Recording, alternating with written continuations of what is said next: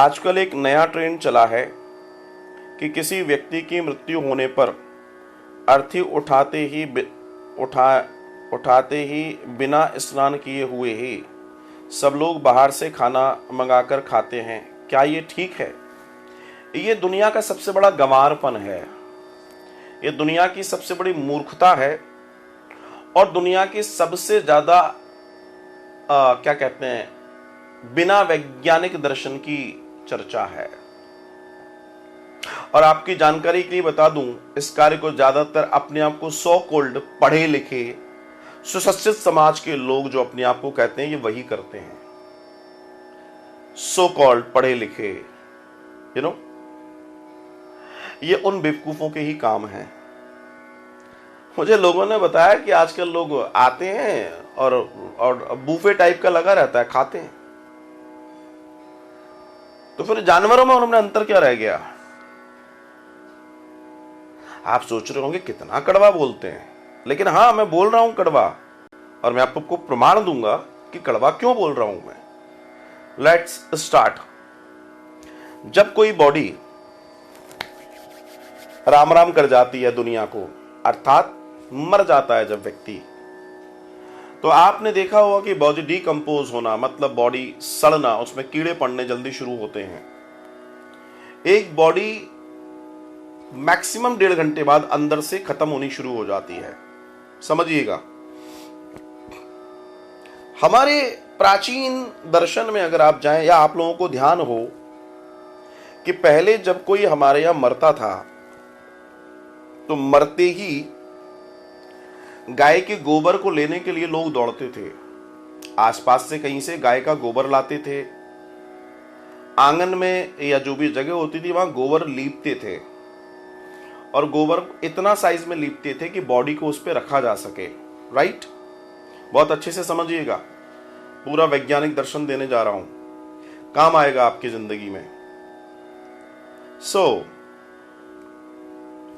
जब वो गोबर से लीपते थे, उसके बाद मृत व्यक्ति की देह को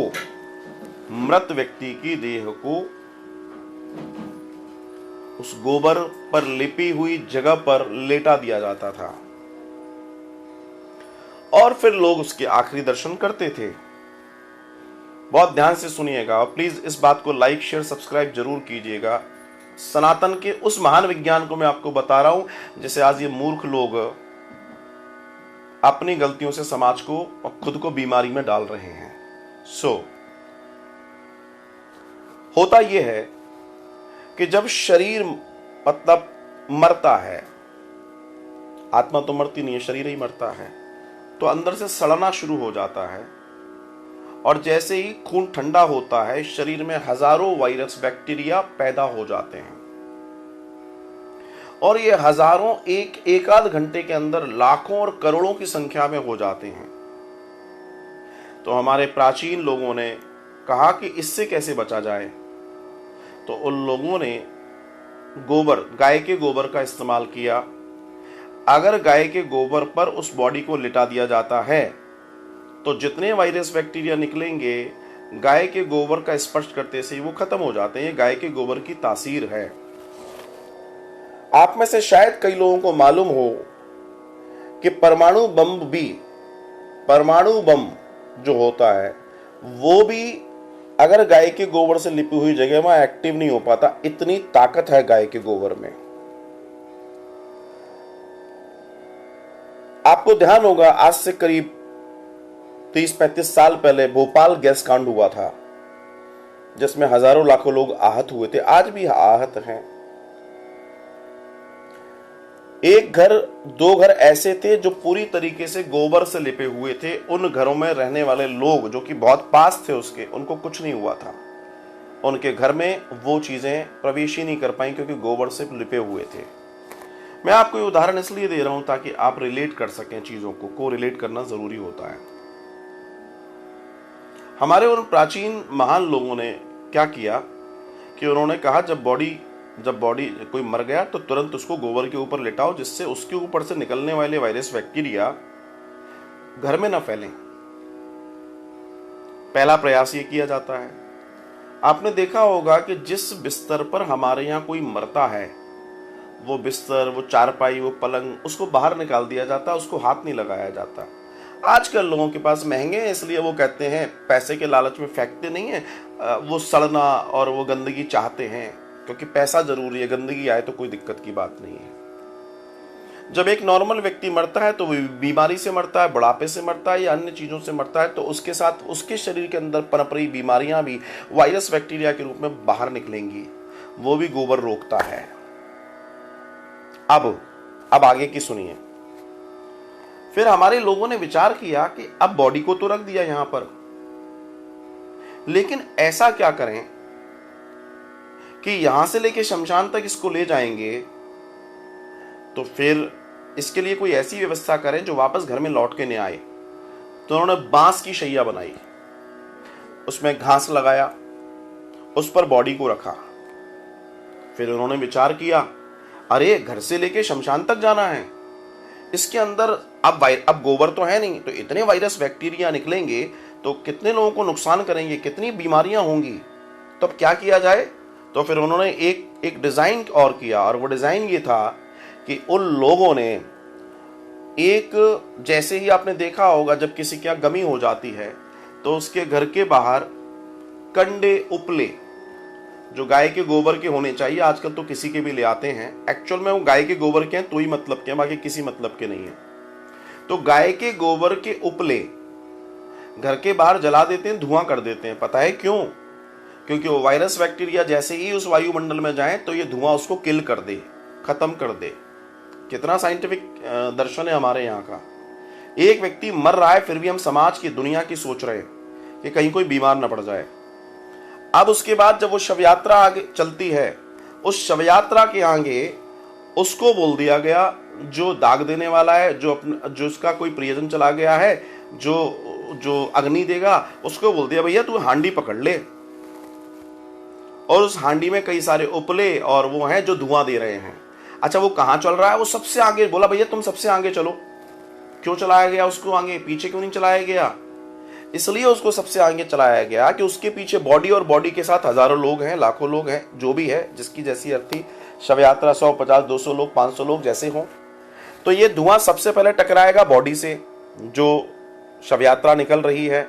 जब उस बॉडी से टकराएगा तो उसमें से निकलने वाले वायरस बैक्टीरिया को ये किल कर देगा। जो लोग अर्थी, कंधा आदि इत्यादि दे रहे हैं उनके अंदर भी उसका प्रभाव नहीं जाएगा। और बाजार में से जहां जहां से शव यात्रा निकल रही है, उस शव यात्रा से किसी को भी नुकसान नहीं होगा, किसी भी तरह का। भाई बीमारी हो सकती है, अनेकों प्रॉब्लम होती हैं, किन किन चीजों को आप देखेंगे, उन सब के अंदर के बीमारियों के जीवाणु, विषाणु, कीटाणु तो निकलेंगे ना। शरीर सड़ गया, अंदर से डिकम्पोज भयंकर तरीके से सड़ रहा है, वो बहुत तेजी से सड़ रहा है। क्या हुआ? हमने उन गाय के उपलों को जलाकर जब अर्थी जा रही है तो उसके आगे उस व्यक्ति को कर दिया कि भैया तुम आगे चलो। तो धुआं पीछे जा रहा है, तो धुआं बॉडी से भी टकरा रहा है, लोगों से भी टकरा रहा है, वातावरण में भी वो धुआं घूम रहा है, जिसके वजह से जितने वायरस बैक्टीरिया, जितने जीवाणु, विषाणु, कीटाणु उस बॉडी से निकल रहे हैं, वो सब किल हो रहे हैं। दूसरा दर्शन आप देखिए, कितना बड़ा दर्शन है, कितना महान दर्शन है। उसके बाद शमशान में जब पहुंचते हैं तो जहां बॉडी रखी होती है वो हांडी वहां रख दी जाती है, वो धुआं करती है, वहां वो धुआं कर रही होती है। फिर उस बॉडी को उठाया जाता है, उसको सजाया जाता है, उसको दाह संस्कार के लिए तैयार किया जाता है। लेकिन ये जरूरी तो नहीं है कि वो जो अग्नि, वो जो धुआं था, वो सबको पूरी तरीके से शुद्ध कर दे, वायरस बैक्टीरिया को किल कर दे। तो वहां पर सभी लोगों को इस चीज के लिए बोला गया कि आप जो है यहां बैठे, यहां से कहीं ना जाएं। उसके बाद जब देह को अग्नि दे दी जाती है तो क्या किया जाता है? या तो वापस उस जगह आते हैं जहां से शव यात्रा चली थी, या शमशान में नीम के पत्ते और नीम की डंडी, झोरा तोड़ लिया जाता है, पानी की बाल्टी में रख दिया जाता है, जिससे उसकी गंदगी साफ हो जाए। और कहा जाता है कि नीम की एक एक दो पत्ती चबा लीजिए। क्यों? कभी विचार किया इसके ऊपर? ये कोई धार्मिक कारण नहीं है, इसका भी वैज्ञानिक कारण है। और वो कारण ये है कि आपने बात भी की होगी, आपने मुंह भी खोला होगा, आपके मुंह में उड़कर वायरस, बैक्टीरिया, जीवाणु, कीटाणु आदि इत्यादि न चले गए हों और गए हैं, तो आप जब नीम को चबाएंगे तो उसमें कड़वाहट होती है, और वो कड़वाहट इतनी महान होती है कि जब वो अंदर जाएगी तो आपका अंदर का शुद्धिकरण करेगी। नीम के पानी का झाड़ा दिया जाता है उस व्यक्ति के ऊपर, जो जितने भी लोग आए हैं छींटे दिए जाते हैं। क्यों? क्योंकि आप में शुद्धि हो जाए। क्योंकि आप कितना भी शुद्ध कर लेंगे, अभी जब तक आप स्नान नहीं करेंगे तब तक आपकी बॉडी में, क्योंकि आपने कंधा दिया, आप लोगों के साथ रहे, उस व्यक्ति की जो मर गया उसकी बॉडी के कहीं ना कहीं वो तत्व आपके साथ जुड़े हुए हैं। इन दैट कंडीशन हमारे यहाँ पानी पीना तक मना है। फिर वो व्यक्ति अपने घर पहुंचता है तो उसके घर वाले क्या कहते हैं, जो समझदार लोग हैं, नहीं नहीं रुकिए, हम आपको यहीं नहलाते हैं। तो वो घर के बाहर ही दरवाजे पर या पोर्च में नहाता है, उन कपड़ों को पानी डालता है, एक एक चीज को शुद्ध करता है। कल मैंने बताया जैसे सोने को स्पर्श करा के पानी छिड़का जाता है, होता है ना, आप लोगों ने नोटिस किया होगा। वो करने के बाद वो अपने घर में प्रवेश करेगा, क्योंकि वो अपने घर से प्रेम करता है, वो अपने बच्चों से प्रेम करता है, वो अपने माता पिता से और पत्नी से सबसे प्रेम करता है, भाई बंधुओं से प्रेम करता है। वो एक डेड बॉडी के साथ गया, उसके साथ कौन सी बीमारियां थी उसके लक्षण वो लेकर नहीं आए, और उसके घर में अपवित्रता और बीमारी न जाए, वो इसका ख्याल करता है। अब मुझे बताइए, ये लोग को मैं जो कह रहा था, गंवार, निम्न दर्जे के नीचे लोग, जिन्हें 1% नॉलेज नहीं है हमारे विज्ञान की, मैं गलत कह रहा था, सुनने में कड़वा लग रहा होगा, लेकिन ये वही पढ़े लिखे गंवार लोग हैं। आज भी जो एक मध्यम दर्जे की स्थितियों में मैंने देखा है, लोग स्नान कर रहे हैं घर पे जाके, लेकिन ये लोग जो अपने आप को सोफिस्टिकेटेड, एजुकेटेड, लिटरेट, एक क्लास का मानते हैं, इन्हें कौन सा क्लास है इनका मुझे मालूम ही नहीं है, जो भी क्लास हो भगवान भला करे उस क्लास का, ये कहते हैं कि जी कुछ नहीं होगा, इनके कहने से कुछ नहीं होगा, ये वैज्ञानिक हो गए, अधर्मी लोग हैं। इतना पाप इनके ऊपर चढ़ गया है कि इनको यही नहीं मालूम कि ये पूरा वैज्ञानिक दर्शन है। अगर किसी तरह की हम चीज को, मुर्दा है उसके अंदर की तमाम, उसको क्या बीमारी है, कैसा रहा, और फिर बीमारी छोड़ दीजिए, बॉडी जब डिकम्पोज होती है तो उसके अंदर से अरबों खरबों जीवाणु बाहर निकलते हैं, वो आपकी बॉडी से चिपक जाते हैं। तो आप जब अपने घर में जा रहे हैं तो उसके पहले कुछ खाना नहीं है, नीम की पत्तियां इसलिए दी जा रही हैं कि आप अपनी मुख शुद्धि कर लें, आपकी पूरा अंदर शुद्ध हो जाए, आप शुद्ध हो जाएं। अब मुझे बताइए, इतना महान दर्शन जिस संस्कृति का, सनातन का हो, और वहां लोग मरने के बाद जाकर नाश्ते पानी कर रहे हैं, मैं इन्हें क्या कहूं? ये पढ़े लिखे लोग तो नहीं है, ये तो तय मान के चलना, ये समझदार भी नहीं है, ये भी तय मान के चलना। अब ये कौन है, ये तो ये जाने, या वो बेचारा जो मर गया वो जाने, इससे ज्यादा तो कोई नहीं जान पाएगा। मैंने आपसे अपनी बात कह दी, आपने प्रश्न किया, प्रश्न का मैंने जवाब दे दिया, and this is fully scientific. आप इसको कहीं से भी क्रॉस करके दे दीजिए, मैं चैलेंज लेने को स्वीकार करता हूं।